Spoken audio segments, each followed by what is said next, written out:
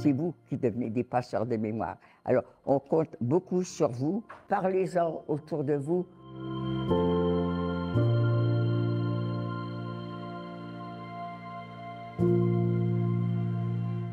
Et surtout, surtout, il faut que vous vous rappeliez que le départ, la cause, eh bien, c'est la haine.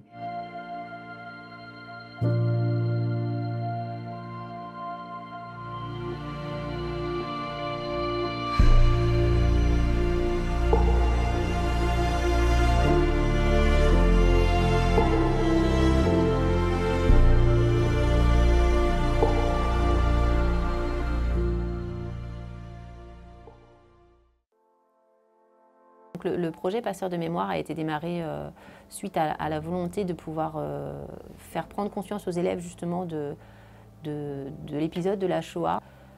On a été au-delà de nos espérances puisqu'on a même été, on a eu beaucoup d'autres actions qui se sont greffées au projet de départ qui était principalement le voyage en Pologne. Et donc on a eu beaucoup d'autres actions qui se sont greffées ensuite par l'engouement que les élèves ont eu, que l'établissement a eu et le fait que les parents nous aient suivis aussi. Donc ça, c'était génial.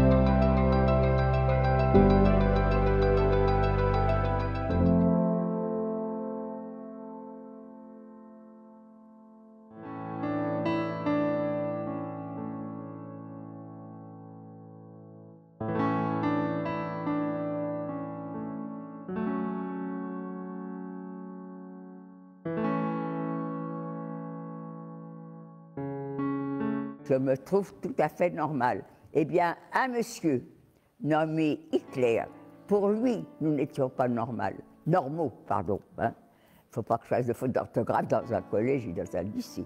Donc, pour lui, nous n'étions pas normaux parce que nous étions juifs.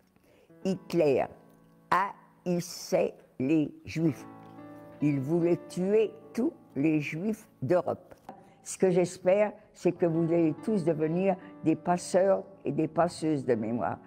Et surtout, surtout, il faut que vous vous rappeliez que le départ, la cause de cet affreux, eh bien, c'est la haine.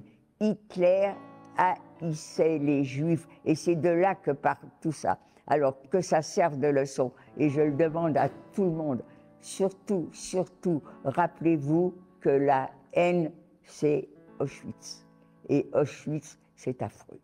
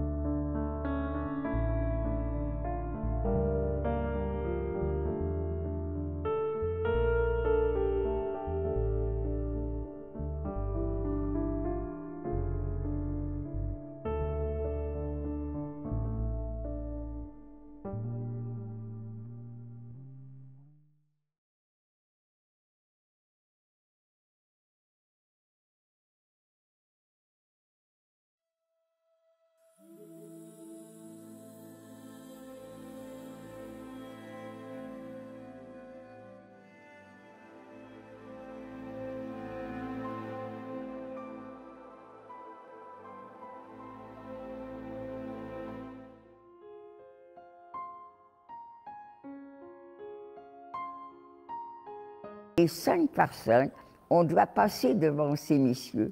Ils vont nous faire nous arrêter, très très peu de temps, assez pour nous évaluer. Toi, tu vas à droite, toi, tu vas à gauche. Est-ce que je suis à droite? Est-ce que je suis à gauche? Je ne me rappelle pas. Mais de mon côté, on est très peu. Très peu, mais on a tous une allure de jeunes assez costauds. Alors que de l'autre côté, il y a tous les représentants de l'humanité. Il y a des vieilles dames, il y a des femmes enceintes, il y a des femmes avec des enfants, il y a des enfants. Tout ce monde-là est ensemble. Et nous, comme on est costaud et qu'on doit partir à pied, eh bien, on s'en va. Cet endroit où on est descendu des trains, ça s'appelle la Judenrampe. Les trains s'arrêtaient là. Et c'était là que était décidé où tu vas vivre, où tu vas mourir. Et quand j'ai vu mon père et mon frère partir sur les camions, j'étais très contente parce que c'est vrai, c'était très pénible de marcher à pied.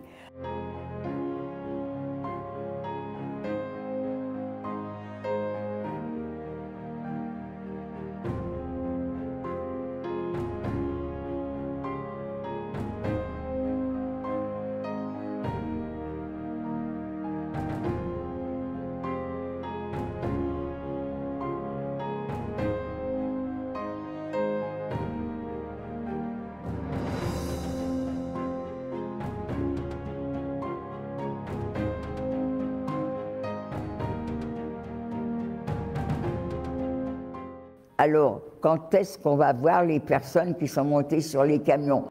Ils nous ont dit qu'on se retrouverait dans le camp. Et on est dans le camp. Mais vous ne les reverrez pas.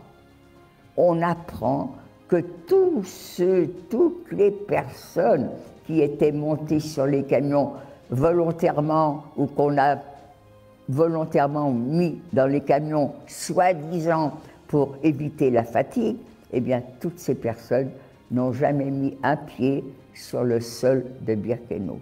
Elles ont été amenées directement aux chambres à gaz, assassinées, et maintenant, cette fumée, cette odeur, c'est pas ton usine, Ginette, ce sont les morts de les corps de toutes ces personnes qui ont été assassinées.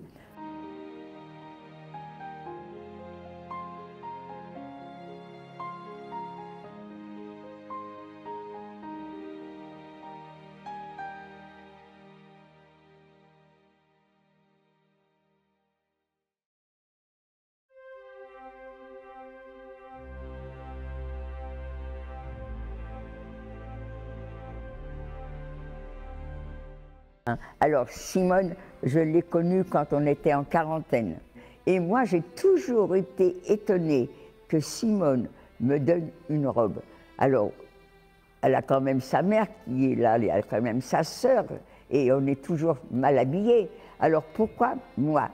C'est Simone qui m'a donné une robe. Cette robe m'a sauvé la vie parce que ça m'a donné comme un coup de vitamine, mais cette robe après, elle a disparu aussi.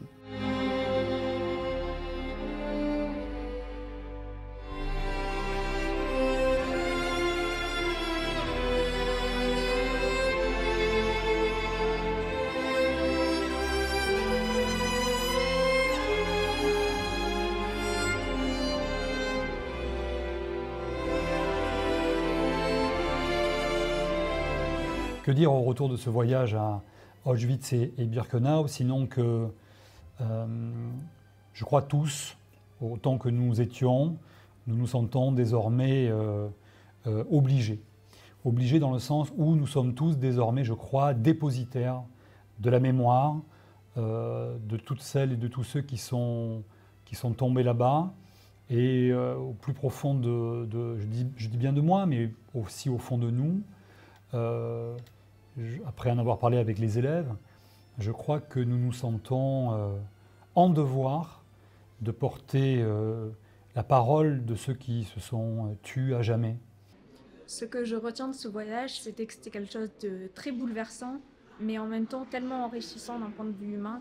J'étais déjà très intéressée par l'histoire et par le devoir de mémoire, mais c'est vrai que y aller et ressentir réellement les émotions et comment exactement ça s'est passé.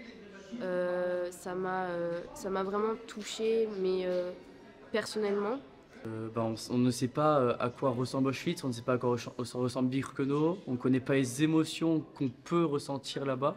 Et une fois qu'on y est, toutes ces questions qu'on se pose arrivent d'un coup et c'est vachement troublant. Alors ce voyage, ça m'a apporté beaucoup de choses sur les faits historiques qui se sont déroulés. En fait, ça m'a permis de pouvoir mettre des images et des sensations qu'on n'a pas forcément dans les écrits, même si les écrits nous racontent déjà beaucoup.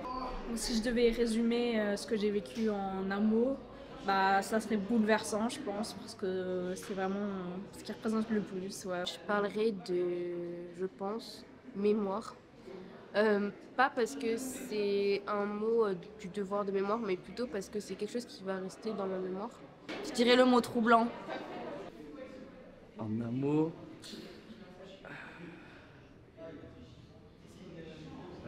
inimaginable.